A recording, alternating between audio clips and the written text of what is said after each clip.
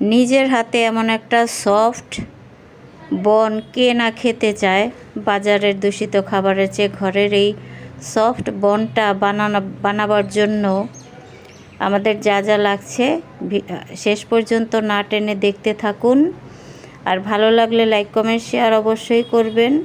সেজন্য আমি এখানে নিয়েছি দুধ, লিকুইড দুধ নিয়েছি, 1 চিমটে লবণ নিয়েছি, 1 চা চামচ ইস্ট দিয়েছি। এখন আরেকটু গরম দুধ দিয়ে দিচ্ছি, একটু কম হয়ে গিয়েছিল। তো এখানে আমি সবগুলো মিক্স করে এখানে 1.5 কাপ, আমরা যে চা খাই বড় কাপগুলো দেখতেই পাচ্ছেন, এটাতে 1.5 কাপ ময়দা দিয়ে তারপরে বানাবো। এখন এগুলো খুব ভালোভাবে মিশিয়ে নিব। তো ভিউয়ার্স, এরকম সবাই বানিয়ে খাবেন ঘরে, আজকাল সবাই পারে। তো ভিডিওটা দেখবেন আর ঘি দিয়ে বানাবেন, দেখবেন খুবই মজা হয়, একটা সুঘ্রাণ বের হয় ঘিয়ের। তো আমি এখানে ঘি দিয়ে দিয়েছি পরিমাণ মতো, আমি সয়াবিন তেল ব্যবহার করিনি। তো এই ঘিটা দিয়ে খুব ভালোভাবে মাখিয়ে নিব। তো ডোটা আমি একটু শক্ত করিনি, এটা এতটাই নরম করেছি দেখতে পাচ্ছেন। এটা খুব করে ডলে ডলে ডলে ডলে মথে নিতে হবে।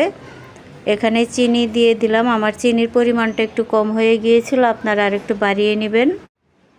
তো আমি এমনভাবে এটা মথে নিয়েছি, শেষ পর্যন্ত আমি স্প্যাচুলা দিয়ে এটাকে করে নিচ্ছি। দেখুন, এখন হাতে ঘি মেখে ঢেকে রাখবো 2 ঘন্টার মতো একটা গামছা দিয়ে। তারপরে এটার উপরে ভারী কোনো কিছু দিয়ে ঢেকে রাখবো 2 ঘন্টা। ফিরে আসছি 2 ঘন্টা পরে।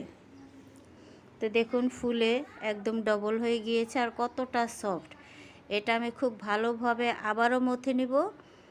আর কাপড় যেভাবে ধোপারা বাড়ি মেরে মেরে ধোয়, ওভাবে আমি এটাকে করে নিয়েছি ডোটা, তাহলে এটা রাবারই হয়, খুব ভালোভাবে ফুলে। তো আমি বনের আকার দিয়ে এটা আবারও 1 ঘন্টা রেখে দিয়েছিলাম। তো 1 ঘন্টা পরে দেখতে পাচ্ছেন ডিমের কুসুমটা ব্রাশ করে নিয়েছি। আর আমি এটা ওভেনে বেক করেছি 30 মিনিটের মতো।